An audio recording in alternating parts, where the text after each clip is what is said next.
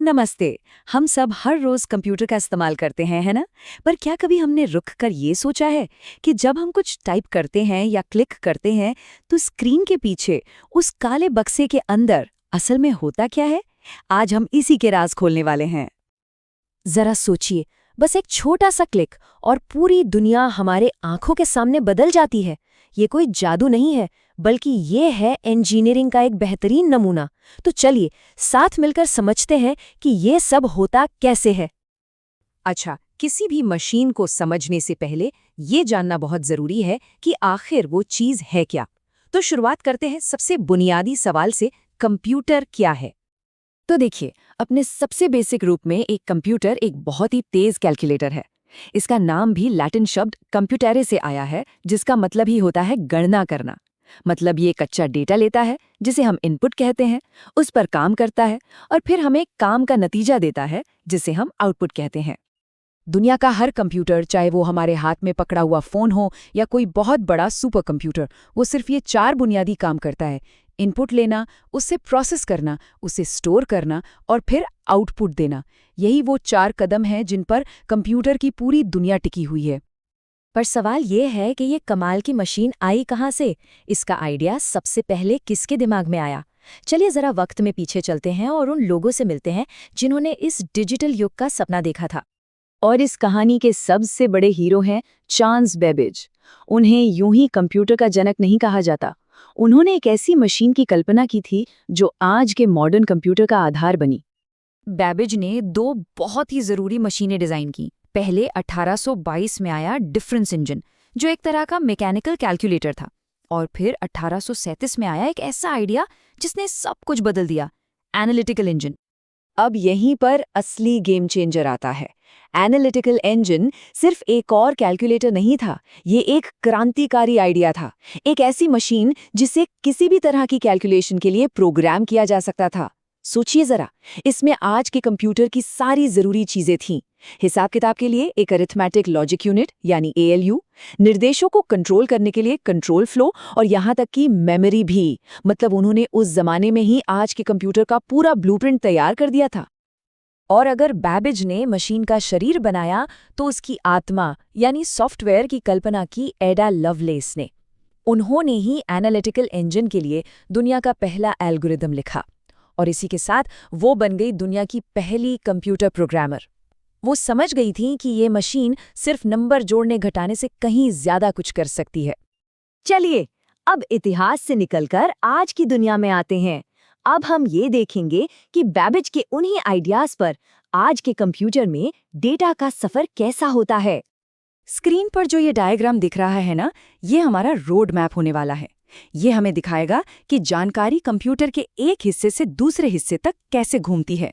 तो चलिए इस बहाव को जरा करीब से देखते हैं।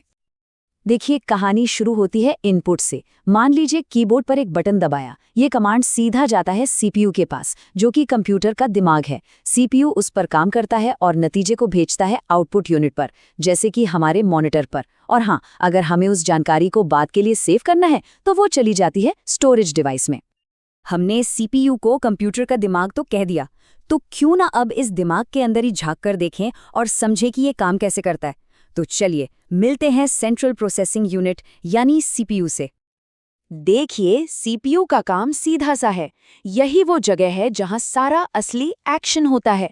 यही सारे हिसाब किताब करता है, फैसले लेता है और कंप्यूटर के बाकी सभी हिस्सों को बताता है कि उन्हें क्या और कब करना है। ये पूरे सिस्टम का कमांड सेंटर है। अब ये जो सीपीयू है ना, ये खुद 3 हिस्सों में बटा हुआ है: control unit, arithmetic logic unit और रजिस्टर्स।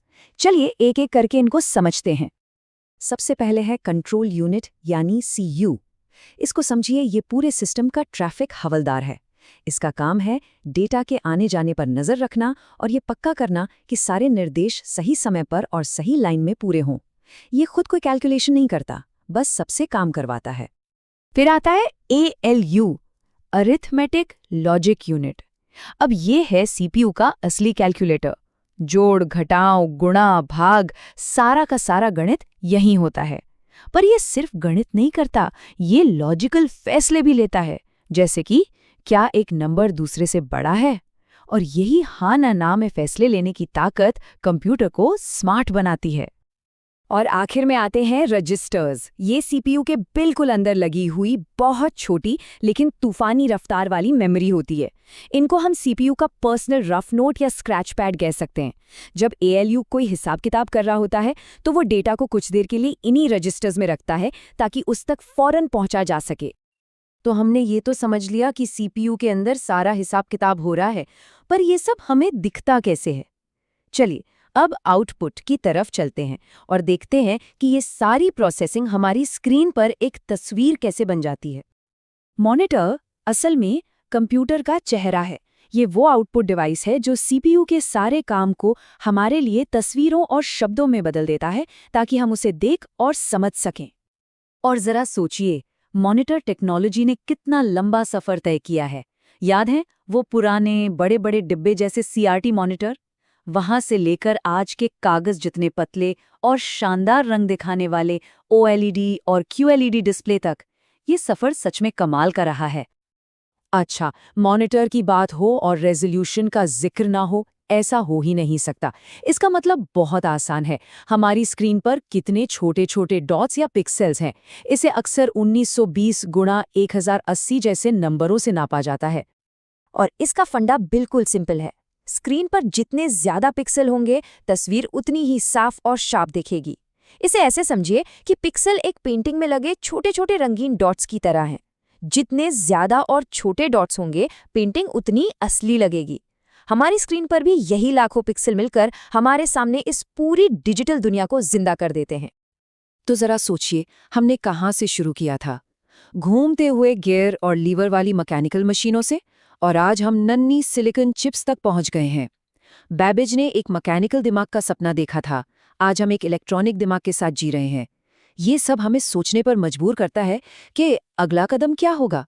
क्या भविष्य के कंप्यूटर रोशनी से चलेंगे या क्वांटम की दुनिया में काम करेंगे? यही सवाल है जो कंप्यूटिंग के अगले चैप्टर का इंतजार और भी रोमांचक बना देता है।